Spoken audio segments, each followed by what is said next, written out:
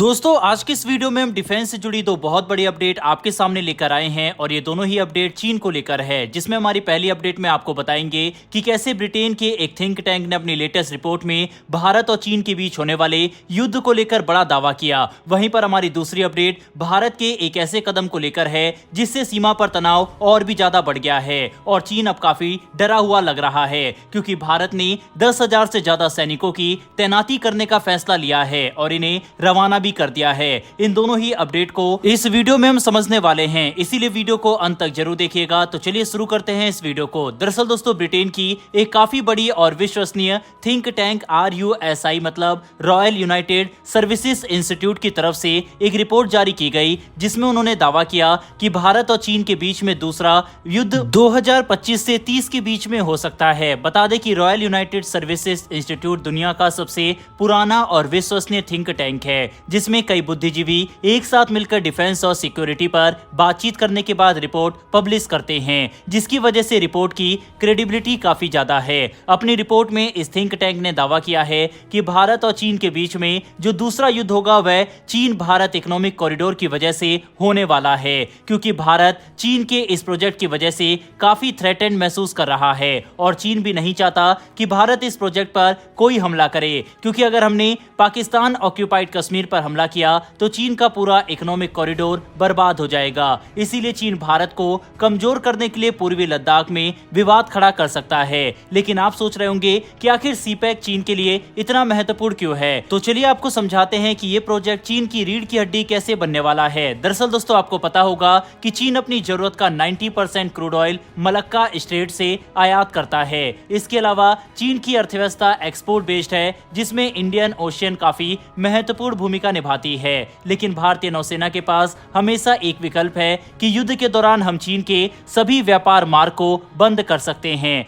जिसको काउंटर करने के लिए चीन पाकिस्तान के ग्वादर बंदरगाह को अपने लिए इस्तेमाल करना चाहता है और चीन पाकिस्तान इकोनॉमिक कॉरिडोर के जरिए वह अपने क्रूड ऑयल की सप्लाई पाकिस्तान से सिंजियांग रीजन के कासगर में करना चाहता है, जहां पर चीन न सिर्फ पाकिस्तान के जरिए आने वाले क्रूड ऑयल और एनर्जी संसाधन को स्टोर करेगा, बल्कि तजाकिस्तान और किर्गिस्तान जैसे सेंट्रल एशियन देशों से खरीदे जाने वाले एनर्जी प्रोडक्ट भी यहां पर रखे जाएंगे। काशगर रीजन चीन की एनर्जी जरूरत को पूरा करने के लिए सबसे महत्वपूर्ण बन चुका है। इसी वजह से चीन चाहता है कि लद्दाख और पाकिस्तान ऑक्यूपाइड कश्मीर के इलाके में भारत हमेशा कमजोर रहे, यहाँ पर विवाद होता रहे, ताकि भारत ये ना सोच सके कि हम आगे जाकर POK पर कब्जा कर सकते हैं, क्योंकि अगर ऐसा हुआ तो चीन के कई बिलियन डॉलर की इन्वेस्टमेंट तो पानी में जाएगी। साथ ही चीन हमेशा के लिए मलक्का स्ट्रेट पर निर्भर रहेगा, जो चीन की सरकार बिल्कुल भी नहीं चाहती। बहरहाल बढ़ते हमारी दूसरी अपडेट की तरफ, जो कि इसी से जुड़ी हुई है, क्योंकि भारत अब चीन की हरकतों को ध्यान में रखते हुए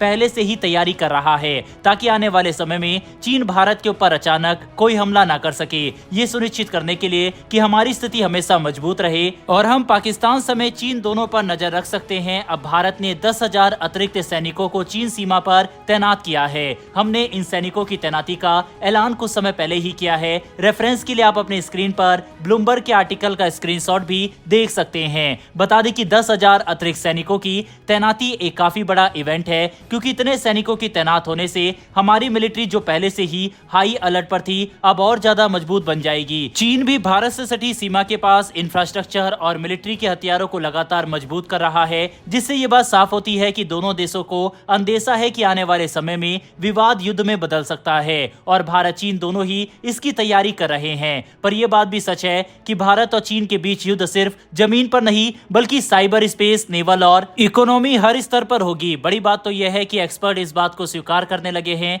कि भारत एक काफी शक्तिशाली देश है, इसीलिए चीन और भारत के बीच में युद्ध काफी मुश्किल होगा, जिसमें दोनों ही देश को एक दूसरे का सामना करने में काफी परेशानी आने वाली है। भारत और चीन दोनों के पास ही बड़े संसाधन हैं और एक बड़ी मिलिट्री भी है, जिसकी वजह से यह युद्ध लंबा चल सकता है। जबकि रिपोर्ट की माने तो चीन ताइवान पर रूस वाली गलती नहीं करेगा, बल्कि चीन ताइवान के खिलाफ अपनी पूरी क्षमता के साथ एक बार में हमला करेगा, जिससे ताइवान एक छोटा और कमजोर देश होने की वजह से चीनी मिलिट्री के सामने घुटने टेक सकता है। लेकिन जब बात भारत की आए तो ऐसा नहीं होने वाला, क्योंकि हम सभी को पता है कि हमारे मिलिट्री को पहाड़ी इलाकों में युद्ध लड़ने का दशकों का एक्सपीरियंस है और आज हमारे पास इतने संसाधन भी है कि हम युद्ध को कई महीनों तक फंड कर सकते हैं। ऐसे में चीन और पाकिस्तान भारत के बीच होने वाले कोई भी युद्ध बहुत ही ज्यादा विनाशकारी हो सकता है, खास करके ये जानते हुए कि दोनों देशों के पास परमाणु हथियार भी मौजूद है। ऐसे में दोस्तों 10,000 सैनिकों की अचानक भारत की तरफ से तैनाती करने का फैसला काफी चौंकाने वाला